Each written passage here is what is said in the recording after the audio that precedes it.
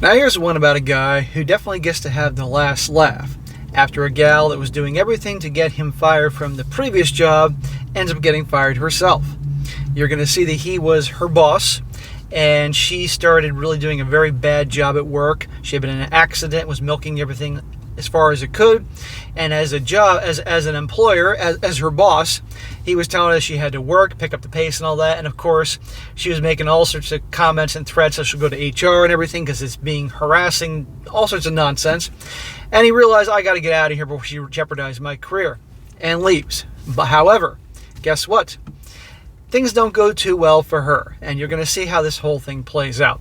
And I'm going to go over here, guys, once again to show you why so many guys avoid them in the workplace. Literally, as a boss, it is your job, you have people working under you, to make sure they do their job right. Otherwise, things can't function properly. And as a man, if you have gals working for you and they're not doing your job, you have to say what you got to say, do what you got to do. Unfortunately, some can twist that around and go make complaints and say all sorts of things that aren't true, and then you get fired, or at least written up, or whatever they want to call it. Isn't that crazy? And this is why guys nowadays are avoiding, like the plague, the gals in the workplace. They don't want to work with them, they don't want to mentor them, and yet they get complaints about this. That doesn't mean every gal is going to behave like this, no. But just to show you this type of thing, a perfect example right here. But justice will be served in the end. Title: I quit. Karen reported me to HR for it. I like how he chooses Karen. I was a director of sales ops for a $40 million a year software company. Karen was on my team. We processed purchase orders. Karen had a small vehicle accident that put her in a neck brace. She also needed once weekly physical therapy appointments and had some restrictions on duties, all of which I accommodated, no issue. Okay, this guy's willing to work with her. Despite meeting her needs, Karen decided coming to work was optional. HR noticed that she was repeatedly absent from work 3 to 4 days at a time, multiple weeks in a row. Okay, that's a problem. They did not give me details, but told me documentation from her doctor did not justify all these absences. To make matters worse, Karen would never give notice that she was going to be out, and sometimes would just no-show without even calling, nor indicate how long she would be out. You can't run a business when someone's doing things like this. I mean, somebody else has to pick up her slack. And he said HR is aware of this. HR eventually told Karen she needed to either attend work more regularly or get a doctor to sign off on a short-term disability. This worked for me. I'd rather Karen take extended time off so I could get a temp to take her responsibilities than be absent frequently with no warning. By the way, her doing this shows the other employees that they can get away with BS too. Karen's original doctor would not document a need for disability, so she found a doctor who would. She bragged to the team that she found a doctor who would sign off on anything. So Karen wanted disability, and I was able to get a temp to cover her until she returned. Even though coworkers who kept in contact told me Karen was going to clubs and dancing and such, I didn't care. That was between her and HR. For now, at least the work was getting done. Of course, she found some doctor who I'm sure she probably bribed one way or another to say she just has a disability so she'd get away with what she wanted. Now she's off at the club shaking her ass. The time period of Karen's short-term disability eventually expired. At this point, she either had to come back to work or go to a long-term disability so I could replace her permanently. Karen's sign anything doctor would not give her documentation for long-term disability, so Karen grudgingly came back to work. She quickly went to being absent all the time. She also refused to do even the basic duties of her job. I then went to HR and told them that things were not working out and that I wanted to replace her. They were on board with this plan. Okay, you hear this. HR is on board with this plan. We all heard this here. HR brought Karen in for the talk, but Karen flipped out and said she would sue. Suddenly, HR was not on board. Didn't matter that Karen really had no legal standing, just the threat of a lawsuit made HR decide it was more important to make Karen happy than to let her have a functional ops department. There you go. Now she can walk all over. Fine, go ahead and sue. This is why we have all sorts of insurance, okay? And I don't want to hear about the bad press.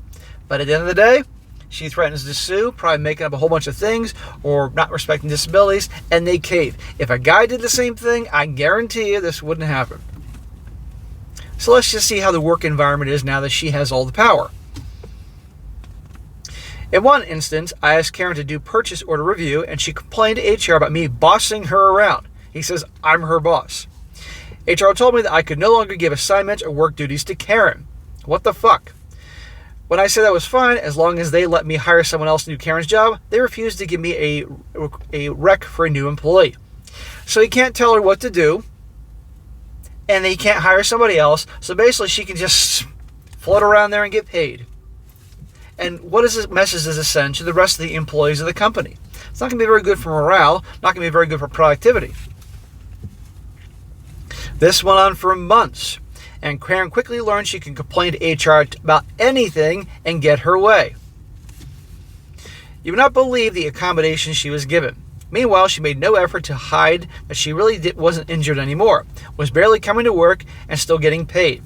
She even encouraged other team members to take advantage of this loophole she had found. What'd I tell you? Then one day during a month-long end crunch, Karen had not come in or called, so I called and asked her if she planned to work that day. It was a simple question, carefully crafted to be neutral in tone. She told HR that I had harassed her with my phone call. Dude, your company's crumbling. Go somewhere else. I got written up, so I immediately put in my 2 weeks notice. Not going to deal with my career being effed up by a woman who had worked maybe 6 days in a month, especially when I gave 60 to 70 hours a week to the company. Welcome to today's world. This is why I said what I said at the beginning of the story here, why so many guys aren't working with, mentoring with, told and have anything to do with, or not wanting them to work under them. It's ridiculous. With me suddenly gone, the sales operations fell apart. Purchase orders were not going through. To address this emergency, a company senior VP took over sales ops under my replacement until my replacement could be found. HR was certainly not going to tell this guy he could not give Karen duties, so Karen actually had to work. Oh, can't wait to see how this goes. About a month after I quit, Karen got my home number and called me, furious that she now actually had to work. This guy left this job, went on to greener pastures, and now she's calling him at his house, harassing him. Now he has a genuine complaint. She told me she was going to report me to HR for a company I no longer worked for. And sure enough, she did exactly that. I kept in touch with members of my old team, and they told me she was laughed out of the HR office. But here's where it gets absurd. Karen called me again, cursing, screaming, and threatening me, and demanded I give her the contact information for HR, my new company. She was going to report me to the department that I had no idea who she was, nor had any jurisdiction over her complaints. The stupidity was unbelievable, and I giggled at her right up until I hung up the phone and blocked her. Last I heard, Karen was finally fired, got 0 unemployment benefits, and ended up moving her and her kids with her mom. The end. So, unfortunately, the guy had to leave that company. But you know what? It sounds to me that he went on, obviously, to greener pastures because he wasn't complaining. And if that company was allowing that to go on, that tells me a lot about how things are run in its future, and it's time to move on. So there you go, guys. A perfect example of a nut job getting her way. And there's no way that if it was a guy, he'd get the same treatment by HR. Never. And it's so sad that these a-holes take advantage of things like this, And it doesn't mean that all gals are going to behave in this manner at work. No. But sadly, many stories, many articles have come about that do this type of thing. Feels justified for all the bad treatment in the past. And certainly nobody should be treated bad in the past or in the present. But you see what I'm talking about here? But I really like this to hear justice is served and her ass is fired. And no unemployment benefits. So that'd be going to go over here. But again, this is why guys are reacting the way they do nowadays in the workplace.